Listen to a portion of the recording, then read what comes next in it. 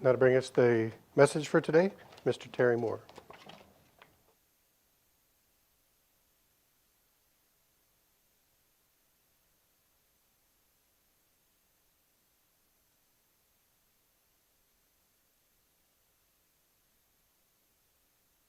Thank you very much, Kevin, and good Sabbath to everybody. It's certainly good to see everyone attending today. It has been a productive week, I hope, for others as well. Interesting one, and anyway, there's always something interesting, right? Something interesting this past week, that I would like to pass along, a bit of a warning, perhaps, to others, is that I was not feeling very well this week and had the sniffles, so I grabbed a box of tissues and laid down on the couch, setting the box on the ground there while I rested, and something woke me up. I got up quickly and stood up and stepped in the box of tissues, fell over and hurt myself, and I thought I had done something severe, but when I went to the doctor, he had told me that it was only tissue damage. Word of caution. Let's turn over to John chapter 18.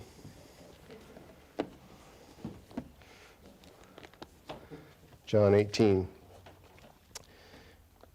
I don't think I have to tell us, brethren, that we live in an age of misinformation. It's directly related, I believe, and I think we understand, to a lack of integrity, a lack of accountability. We are consistently fed stretches of the truth.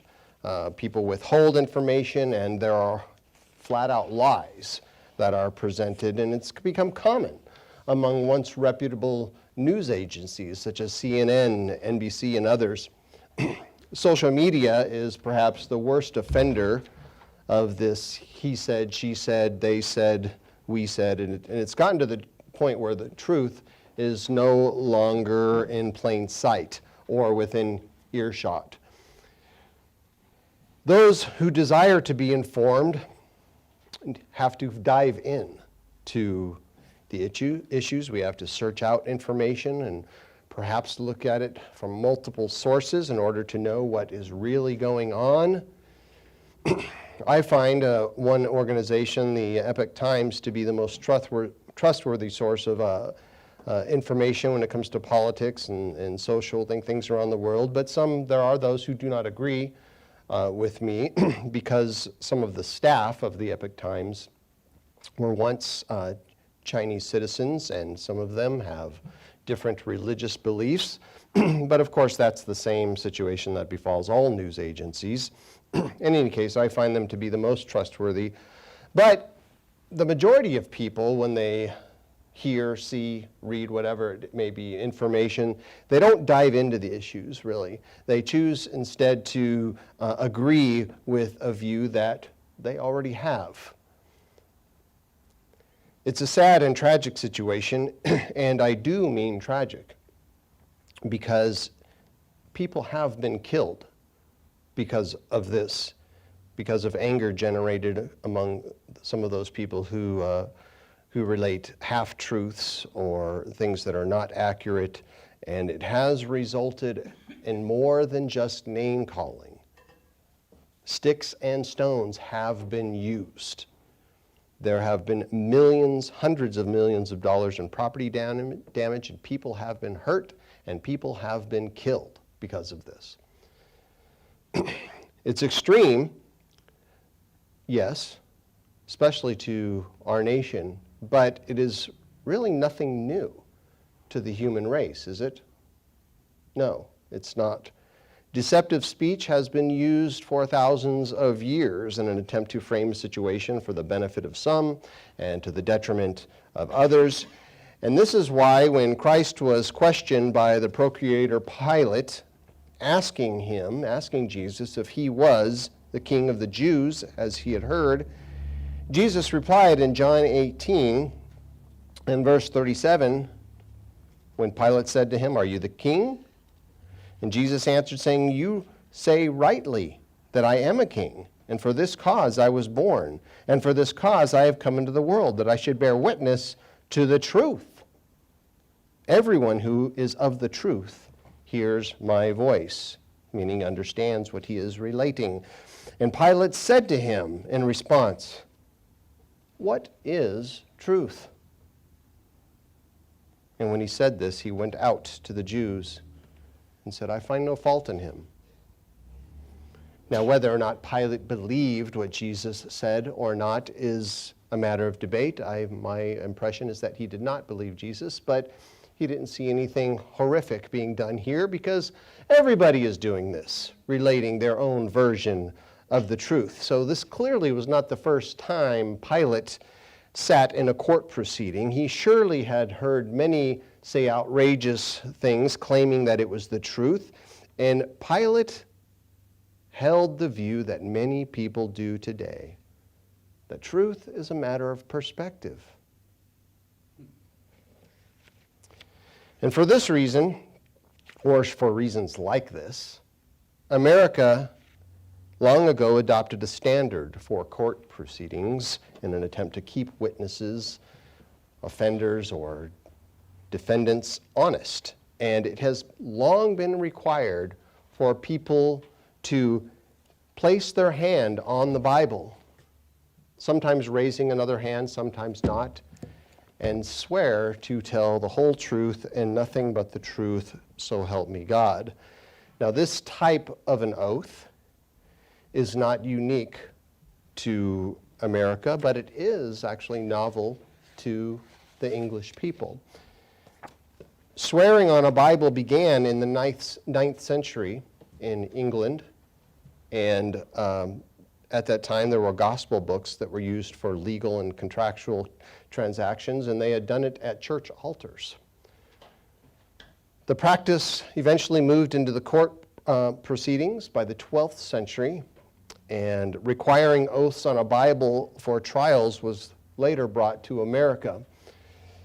And many states at one time actually even did not permit unbelievers to take the witness stand because they did not trust those people who did not have Judeo-Christian ethics.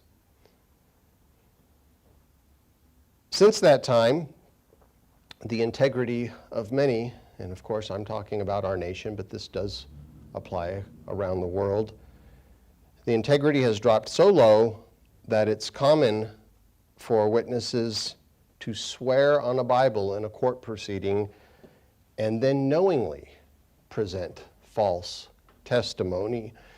It is now actually an option to not use the Bible at all in a court proceeding, or any book you might want to choose, a book of faith that one might have, and then claim to tell the truth.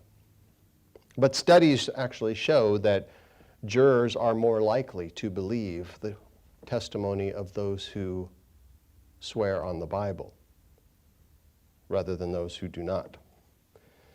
And so this brings up a question, and we have addressed this question before, but it comes around on occasion, and the question is about swearing. To swear has two meanings in modern English, and the first is the one that I'm talking about right now. It can mean to make a solemn oath before God. It can also mean to use obscene language. Now, I'm not sure how swearing came to be defined as using foul language or vulgar speech, often called curse words or expletives.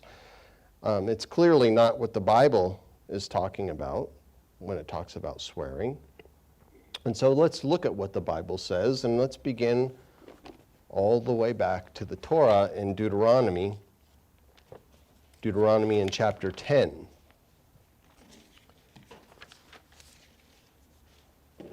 Biblically speaking, to swear means to take an oath, usually invoking something connected to a high authority, such as God.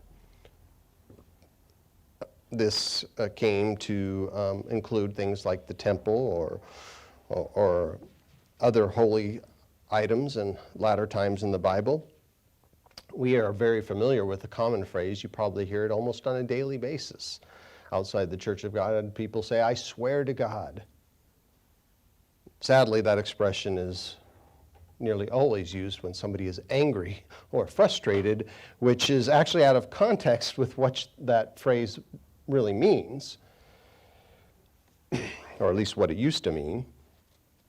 In the Old Covenant, we have dozens of examples of individuals swearing a solemn oath and even doing it in the name of God. Abraham, for example, I'm not going to turn there, but if you want to jot it down and look up a few later, I could name dozens of them, but in Genesis 21 and verse 24, Abraham was asked by Abimelech to swear by God that he would not deal falsely with Abimelech. And Abraham said, I will swear. And he did. When Abraham was well advanced in age, he gave instructions to his chief servant to help find Isaac a suitable wife. And he said in Genesis 24 and verse 3, I will make you swear by the Eternal, the God of heaven and the God of the earth, that you will not take a wife for my son from the daughters of the Canaanites. Now the servant agreed to this.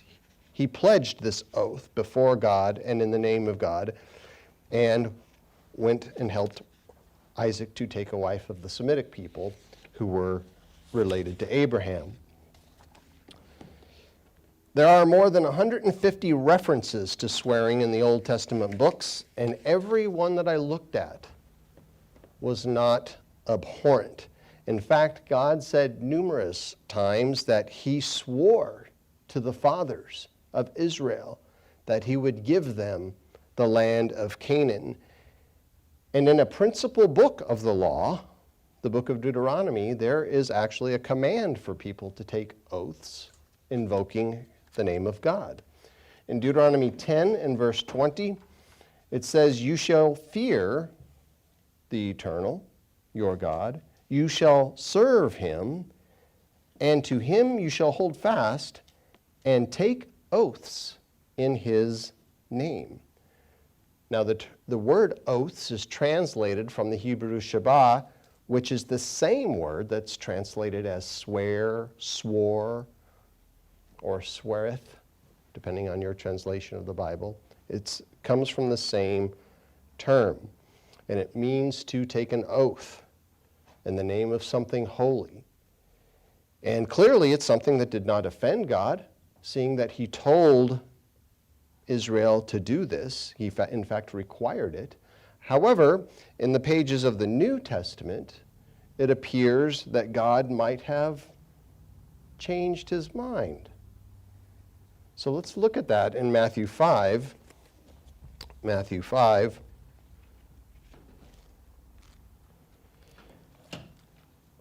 Because the vast majority of believers think that Jesus is the God of the New Testament, and the Father is the God of the Old Testament, of that age of humanity. And so the majority of them will throw in another twist, which is a third God of the Holy Spirit, making a triune relationship something that is actually incomprehensible and doctrinally unstable. But Jesus dispelled that theory by saying that he existed. During his ministry, he said he related that he existed before Abraham was, and he called himself by the name that was declared to Moses at the burning bush on Mount Sinai. He also said this, which is an interesting note, in John 5, in verse 37, he told those people that you have neither seen the Father, his form that is, or heard his voice. And he wasn't just talking about the people in the room or the people in the area that he was speaking at that time. And so we know, well, Moses heard his voice, and Moses saw his form, but he said, you haven't seen the Father's form or heard his voice. So clearly, Jesus was the same God of the Old Testament. And during his ministry, he preached the same laws the same adherence to those same laws found in the Torah and the prophets. Now, because he is the one who declared that law, also when I'm talking about the one that we just read in Deuteronomy 10 of swearing in the name of God, you have to wonder, why were a few points made during this Sermon on the Mountain, a very profound sermon, which some say actually contradict the laws of old, such as the law of oaths. So we're going to focus on this law of swearing here, and we'll look at John 5 and verse 33,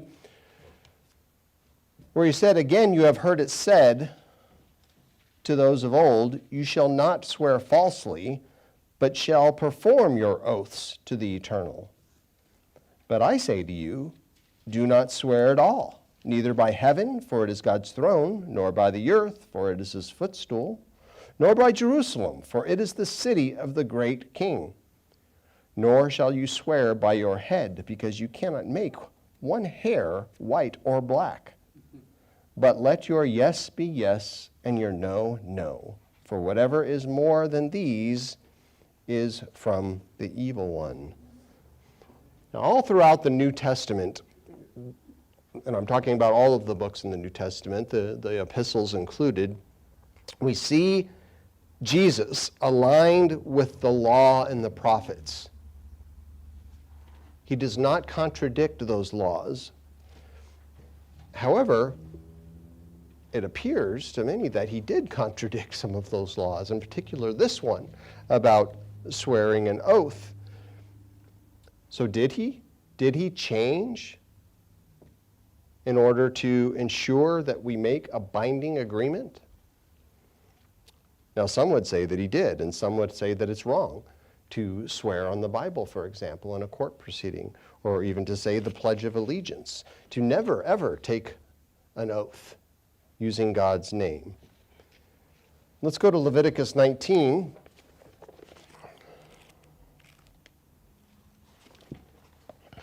Leviticus 19. And when we consider God's instructions and the behaviors of many faithful people during the Old Testament times who swore by God and in his name, it's my conclusion, and this I'm kind of jumping ahead here, but it's my conclusion that Jesus did not change in this regard. Instructions were given to the people of Israel to establish an honorable nation, a nation of trustworthy, respectable citizens, Israelites, the type of person that God had always hoped that Israel would be. As Christ said of Nathanael, behold, an Israelite indeed. Somebody who's honest, sincere, and faithful. So invoking God when taking an oath, this was a way to ensure that people would not be hasty in their decision making. There's a need to think this through. Think about it if you need to. And make sure that you know what you're getting into when you commit. And so using God's name would add a level of importance. I need to be certain about this because you're doing it before God. And then therefore proceed being a person who will keep their word, who will make sure that they follow through and use a holy term in this regard. As God said, be you therefore holy as I am holy. To not fulfill a commitment would therefore be likened to not keeping a pledge before God. And so this was a standard that God established even before the nation of Israel, as we see the patriarchs swore in God's name. Many centuries this went on, even to the time of Christ and beyond. This was a regular practice. And the only type of swearing that I'm aware of in a negative way is when a person swore without an intent to follow through. In Leviticus 19, I'm on the wrong page, Leviticus 19 and verse 12, says that you shall not swear by my name falsely, nor profane the name of your God. I am the Eternal. So they were to be called God's people. And to swear falsely would be, in a way, giving God a bad name. Because, hey, you're supposed to be a person of God, but you're not acting like a person of God, so, hey, maybe your God isn't so great, isn't so honest. It breaks the third and the ninth commandments. So the question comes back to, did God's standards change? Should we avoid a solemn oath? Should we avoid promises at all? In Psalm 15, let's go to Psalm chapter 15.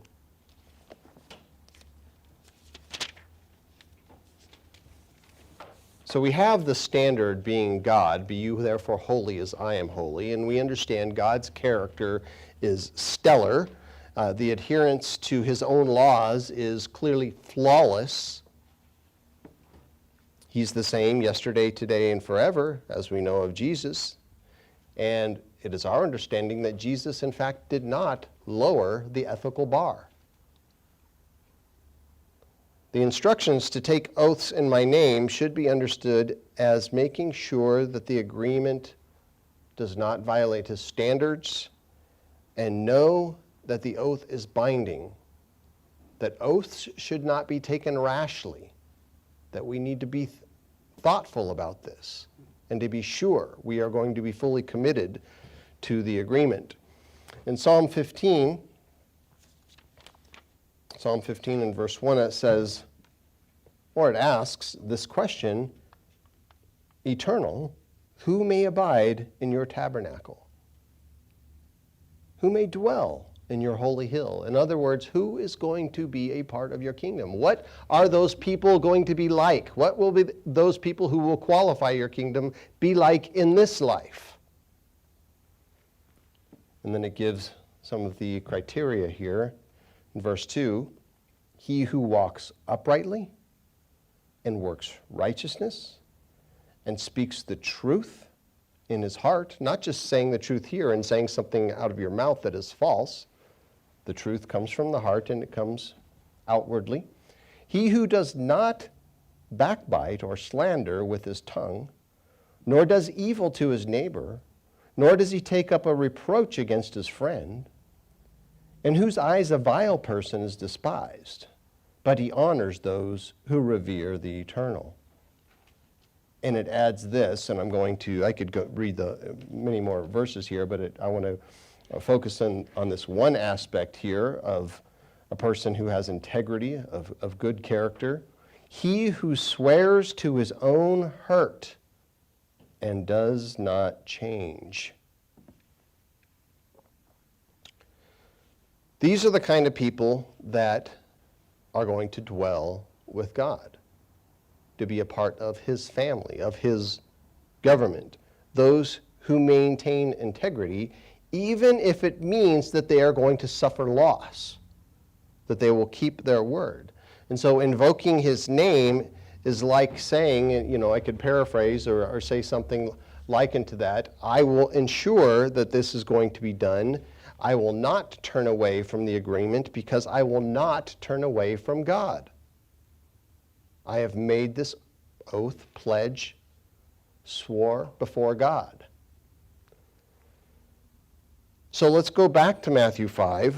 Should have had you put a ribbon there so you don't have to find it again. Not that it's difficult. Matthew 5. Now in the New Testament, we have further insight into the letter of the law. So the letter of the law is often used as a reference to the Torah, the first 5 books of the Bible, which explain much of the law, even though there are other books that add a bit here and there to the law.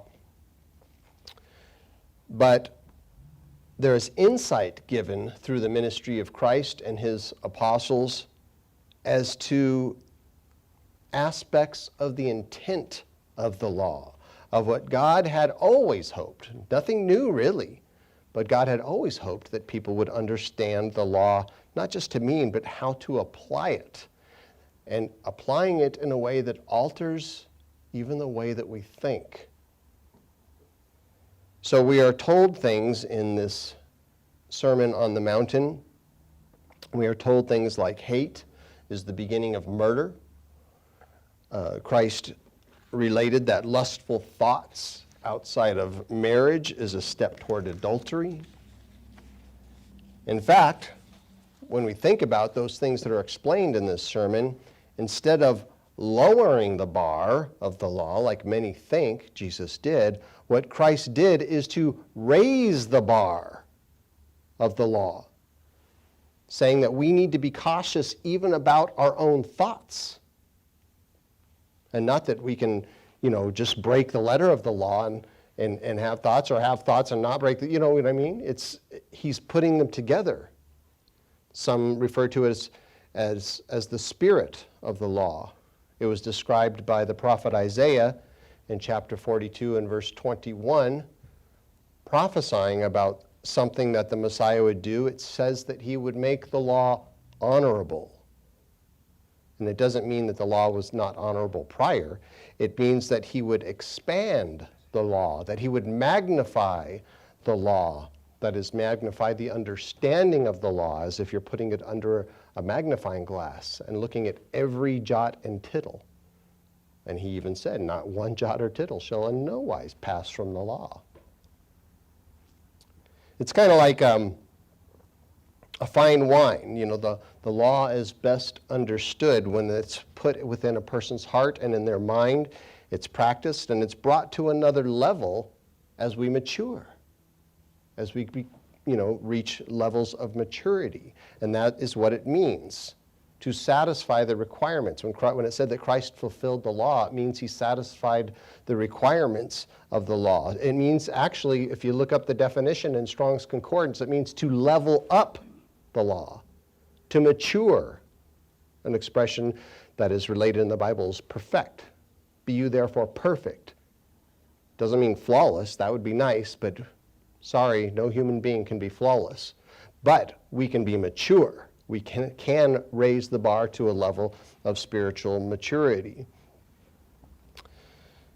Now, interestingly, two words combined are fulfill. And those words are what? Full and fill. So to make full or to fill up. It doesn't mean that Christ finished the law, like he finished the race is over, no reason for anybody to try to compete any longer, it's all said and done, you can just relax and take it easy, because God's just going to let everything slide from here on out. That is not what it means at all. It means to live the law to its fullest, fulfilling all of the law's requirements, and giving us, therefore, presenting to us an example of how God expects for us to apply a full range of his precepts.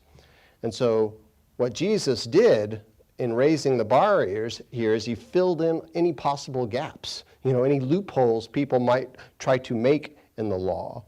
And one such gap is the notion that if we do not swear by God, then we don't have to really fulfill that commitment. We can kind of be, maybe I'll do that, maybe I won't. I didn't swear by God's name, so I'm not going to, give it my all. Before this, people found it necessary to swear by the name of God, and then they began to swear by the temple or the altar or by Jerusalem, and that was a way to give the other person confidence that they were going to see this through, that I'm going to do this. But if they didn't swear by his name, well, then people might doubt, I don't know if I can trust, you didn't use God's name. It's kind of like jurors in a trial. They are more likely to trust those who take an oath with their hand on the Bible than those who do not. So it was necessary for God to establish this beforehand, because God was dealing with people that, to be forthright, were stubborn, backsliding people. That, centuries, generations of people living in Egypt under the law of Egypt with all of these false gods that they learned to adore. And we see that that was what they knew. They came out of Egypt, they went to Sinai, and they're like, where's this Moses? I don't know where he went. It's been about a month now, over a month, that we haven't seen him, so let's just go back to what we were doing. Let's make a calf and let's have a party. And that's what God was dealing with. And so he had to convert those people. He had to establish new rules and standards among them because they had lost those standards centuries prior. And the conversion of those people, it wasn't going to happen overnight. It's going to take some time, years, even decades for many. And when God-revering people begin to mature, this growth in grace and knowledge that you've heard so much about, invoking God's name in an oath shouldn't be necessary because they're good, honest, God-fearing people. They become people of integrity. And so at that point, you don't need to say, oh, I swear by God's name that I will make this happen. As Christ said, your yes should be yes, your no should be no. That's all that should be necessary. James chapter 4. Let me see. Yeah, I told you to turn to Matthew 5, and I didn't read it, did I? I talked about fulfilling, but that's the scripture where Matthew 5:17 says, do not think I came to destroy the law or the prophets. I didn't come to destroy, but to fulfill. And so that's what he did. He was not getting rid of anything, not tearing any of the law down. He was fulfilling it, which means to level it up, to mature it. So, if people find it necessary to swear by God, whether it be by his name or by his throne or the city of the king, instead of it being a sign of integrity, a God-fearing individual, it could be considered a sign that they cannot be trusted if they do not swear in his name. If they just say, yes, I'm going to do that. But our word alone should be enough for people to know that whatever we say we're going to do, we are going to give it our best effort, that we are going to make it happen. But if they don't know us, right? If they don't know what we're like, what kind of a person we are like, or perhaps maybe they do know us a bit and they see that, well, Terry's not always consistent in doing what he says he is going to do. Well, perhaps invoking God's name will prompt a fear of God in us to say, well, I'm going to be consistent.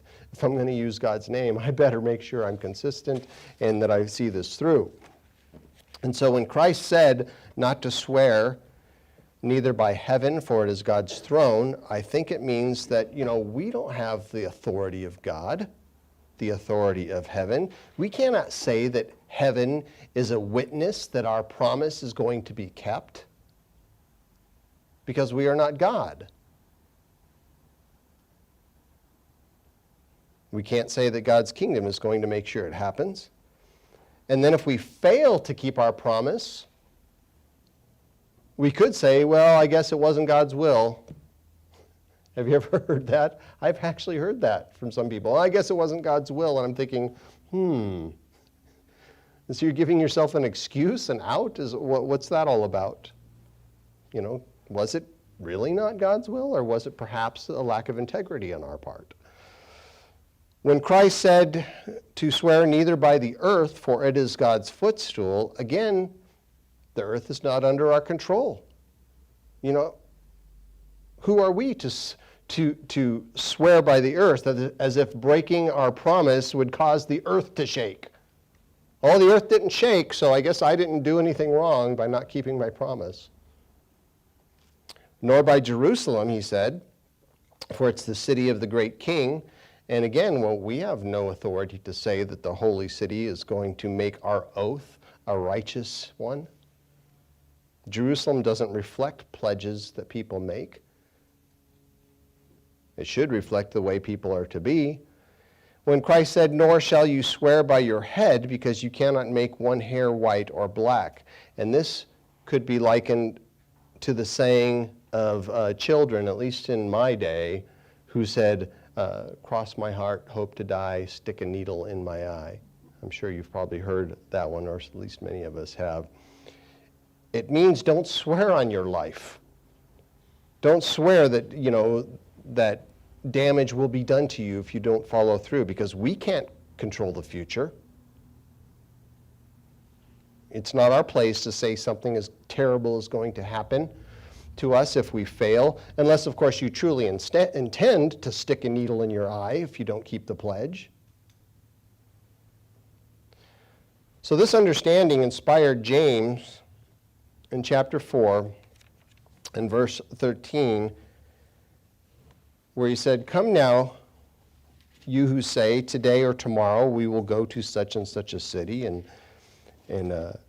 spend a year there and buy and sell and make a profit. But you do not know what will happen tomorrow. For what is your life? It's even but a vapor that appears for a little time and then vanishes away. Instead, you ought to say, if the Eternal wills, we shall live and do this or that." So don't boast in your arrogance, because boasting is evil. In other words, it's not a good thing. And so we do have a measure of power over our lives, don't we? Yes, we do. We can make efforts and we can strive to make things happen, and we can, much of the time, make something happen. But it's only in the sense of the choices that we make. It's only in the sense of the effort that we exert toward a cause and to bring about a desired result. We can say it is our hope to do something, that we intend to do something. We can say that we will give it our best effort, and that is the only kind of guarantee that we can make. Most of the time, our best effort is going to result in success. It will affirm our word. If we do not invoke God's name, our best must be exactly what it describes: wholehearted, sincere, honest, steadfast, determined effort. Let your yes be yes and your no be no. There's an adage that a person is only as good as their word. And if our word is not consistent, it's not always good, then what are we? Inconsistent, not always good. If others cannot trust us, how can God trust us? Christ advising us not to swear doesn't mean, I do not think it means, to never promise to do something, to never commit yourself to a cause. It means to consider if we have what it takes to see it through. Do not be rash in your commitment. Let your yes be followed with sincere determination to see it through. And if you have doubt that you can actually do it, that you have the ability, the stamina, or skill, then let it be no. Do not commit. For whatever is more than this is not good.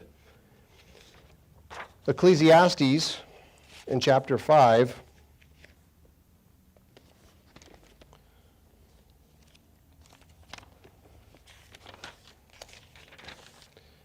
when I had graduated from nursing school, I was one of about 30 individuals who took an oath. We had all made a promise at that time to take care of others, to make the best use of the skill and the understanding that we possessed without regard to race or creed or color or politics or social status, sparing no effort to preserve the quality of life, to alleviate suffering from those who needed our care, to promote health. We vowed to respect the dignity of patients and to hold all personal information related to us in confidence. And we vowed to support the healthcare team, to honor a code of conduct and care that upheld ethics of the profession. In other words, to maintain the integrity of the profession. It was a moving moment for me in that auditorium and for others. And that commitment was a decision that I had to make after years of education and training. Did I do it flawlessly? No. Did I make mistakes along the way? Yes, I made some mistakes. But I always tried to do my best according to what I know, according to the skills that I have, what I'm able to perform, whether on the job or off the job. Other healthcare professionals have made a similar commitment. In one such example, Dr. Scott Kutzman, he's a surgeon, and he was on his way to a conference. He was going to present a lecture to students, and on the way he drove by a terrible accident. There was a dump truck that had lost control, and it flipped and slid into another lane, into oncoming traffic, and the accident involved, from what I had read, 20 vehicles. Kurtzman, he shifted into trauma mode at that moment, and he stopped his car, he got out, and he worked his way through the mess, and he helped those individuals that needed help. 4 people had died in that accident, and after about 90 minutes, after all 16 victims were triaged and taken to different hospitals, Kurtzman got back into his car. He finished his drive to medical school, and he gave his lecture 2 hours late. Over the years, Kurtzman stopped at other crashes, and he assisted when his help was needed. And he was quoted as saying, "A person with my skills simply can't drive by someone who's injured. I refuse to live my life that way." And that's the kind of integrity that God wants to see in people. It's the kind of integrity he wants for us to have, to recognize a need, to fill a need when we can, and to not look the other way, saying, just let somebody else do it. No matter how inconvenient it might be for us, or even if we lose something, as it said in Psalm 15, when we make a commitment, it is before God, whether we invoke his name or not. In Ecclesiastes 5, in verse 5, it says, "Better not to vow than to vow and not pay." Let your yes be yes and your no be no. Now this proverb here, it's said in the context of a pledge to God, but I don't think that a commitment to others is any different, is it? Is it really different? It shouldn't be. You know, Christ said, "Inasmuch as you have done it unto one of these, the least of my brethren, you have done it to me." So he said the way you treat others reflects how you treat me, how we will treat God. Romans 13,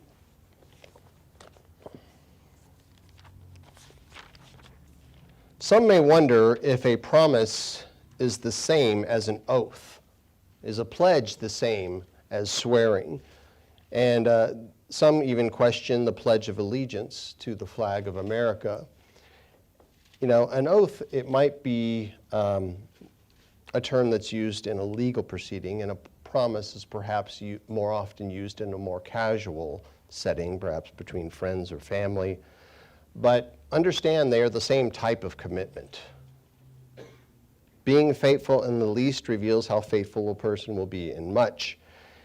Now, the name of God was attached to the Pledge of Allegiance in 1954. Believers would say that that's a good thing. However, there are some, even among those in the Church of God, who will say that's not a good thing, that they attribute it to swearing in a wrong way, as Christ, they believe, related in Matthew 5. But understand, patriotism is not wrong. It's not wrong to be patriotic when you are promoting good. when the patriotism is for good.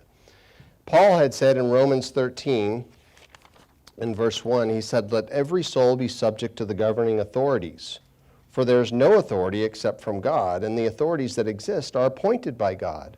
As Daniel said, God sets up kings. He allows certain people to be in positions of authority for his purposes.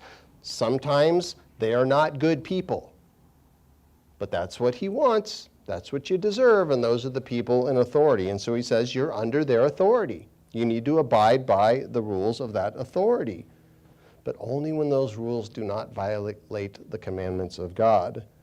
It goes on to say, therefore, whoever, this is verse 2, therefore, whoever resists the authority resists the ordinance of God, and those who resist will bring judgment on themselves. Now, Jesus had said something similar to this when he was thrown a coin, and he said, should we pay taxes? And they said, throw me a coin. They throw him a coin.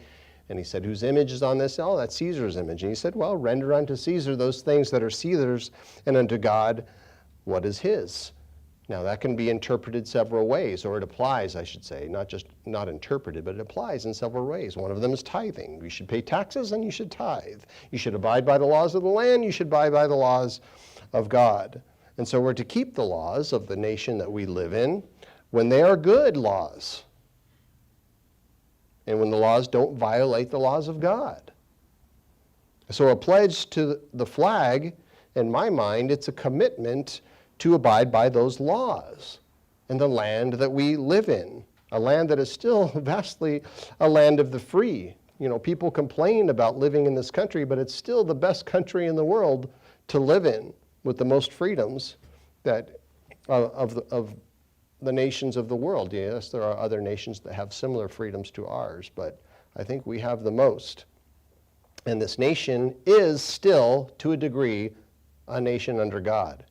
We've seen it move further away from that, but it still has rules of conduct, laws that do not violate the laws of God. At least most of them do not. There might be a few. Somebody say, oh, what about this one? What about this transgender garbage that's going on? Well,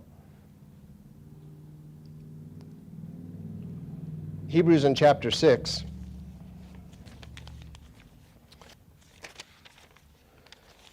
You may have heard of similar terms when it comes to pledge, oath, to swearing.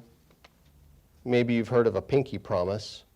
Anybody heard of that? Anybody seen anyone do that? Pinky promise, and they grab each other's pinkies and kind of intertwine and say, I'm going to do that. It's kind of cute. It's existed for more than a century. Bartlett's Dictionary of Americanisms listed the following rhyme that was once said while intertwining pinky fingers and making a promise. Pinky, pinky, bow bell, whoever tells a lie will go to hell and never rise up again. Some people go, oh, wait a minute. But what they were doing is they were trying to invoke the seriousness of making an oath, of this kind of a pledge. In the Japanese culture, the pinky promise was followed with the words that are translated as, pinky promise, if you lie, you will swallow 1,000 needles. Now, the potential consequence was clearly just symbolic, but the words convey the seriousness, don't they, of the oath. This is serious. You're committing to something here. Make sure you see it through. There's also an expression called a double promise. I don't know how many people may have heard of that. Michelle said she had heard of that one. I actually haven't heard it used personally, in my own ears. I've heard it mentioned or read about it, but it's basically an expression used by some to make others think that they're really serious this time. This isn't just a single promise, this is a double promise. Now, of course, in my mind, that would lower the quality of just your standard promise, and your word is going to be devalued now when you say, I promise I will make that happen. Oh, wait a minute, I don't know if I can trust you. That's not a double promise.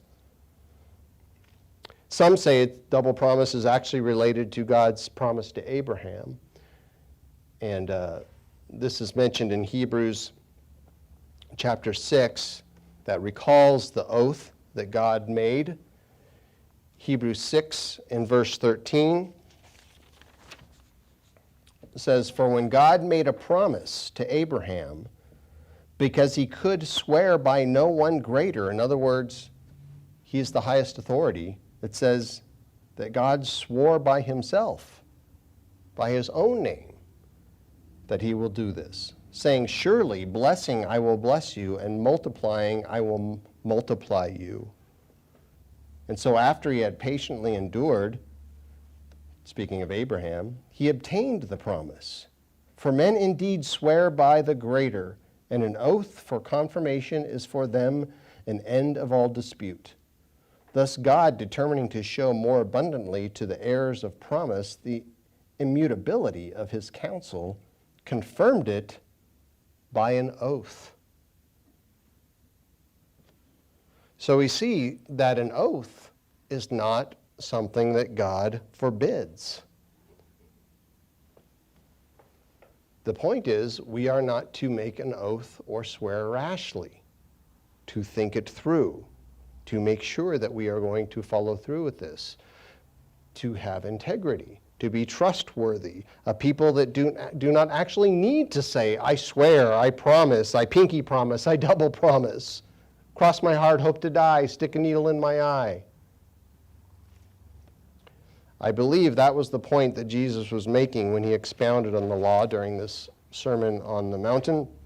He wants for us to think it through, to do the best we can, and it can be likened to counting the cost. Most of us are familiar with that process before baptism of understanding what it exactly is we are getting into, and at least to a degree understand what we are getting into and what God expects of us.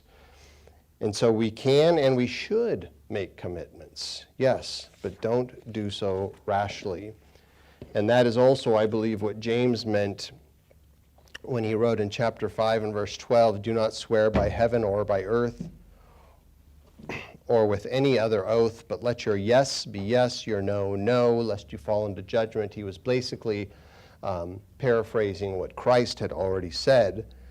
So if we're excited about it, we want to make a commitment and we have a good heart in it, make sure we know that we're what we're getting into. If you need to investigate, know the details, know a little bit more, and be sure that you are going to commit to this. In James chapter 1,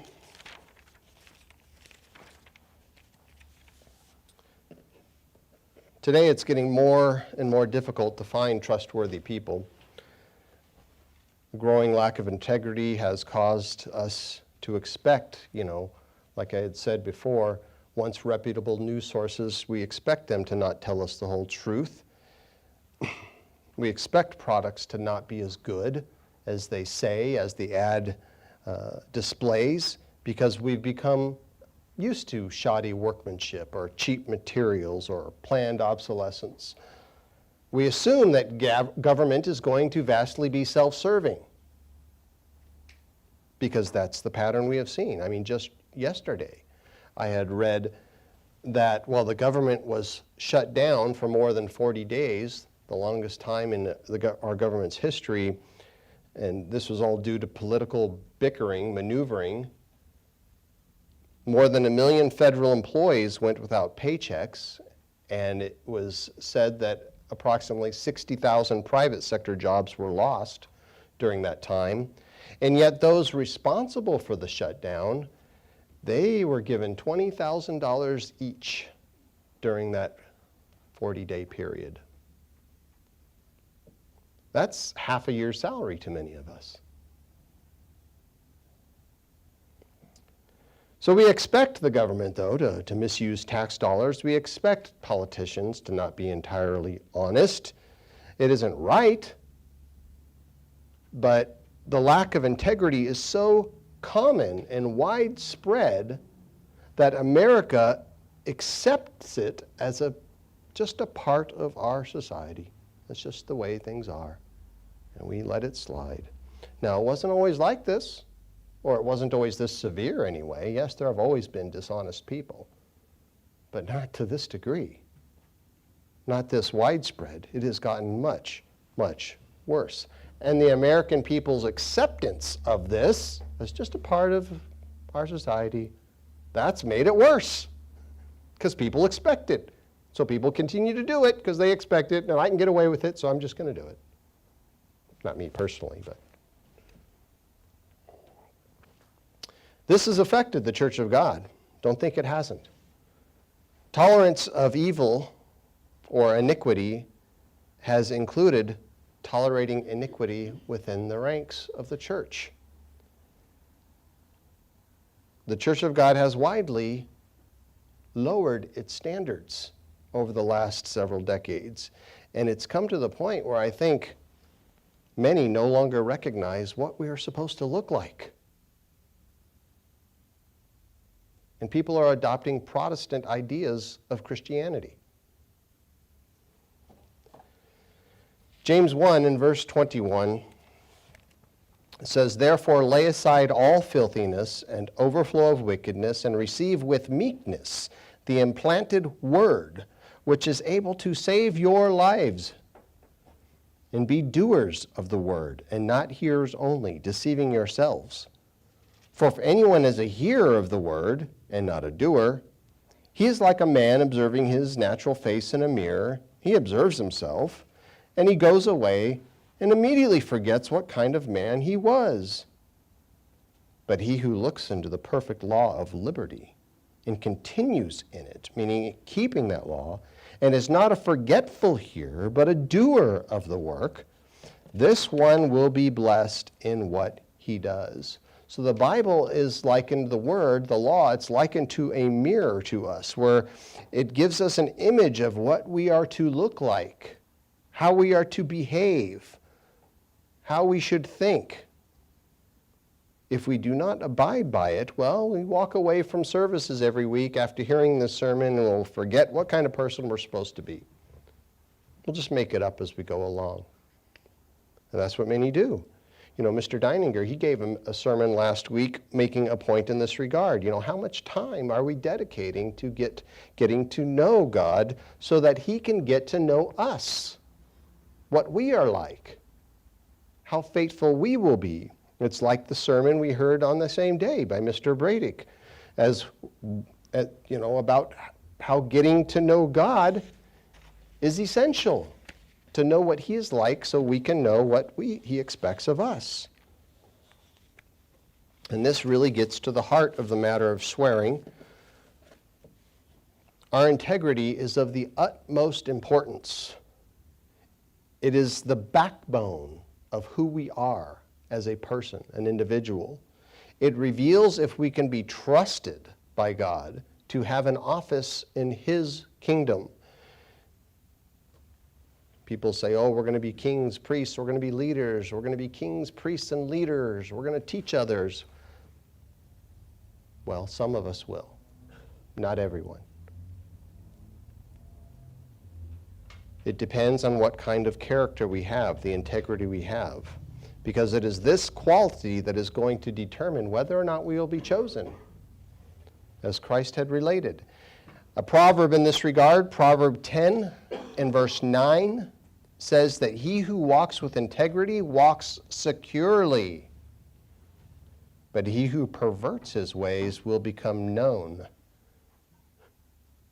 Not just by others, but known by God. That's what it's referring to. Integrity, it says, will secure a continuation of life in another proverb, a continuation from this life into the next one. And the next one is going to be not only better, much better, but it is going to last a lot longer.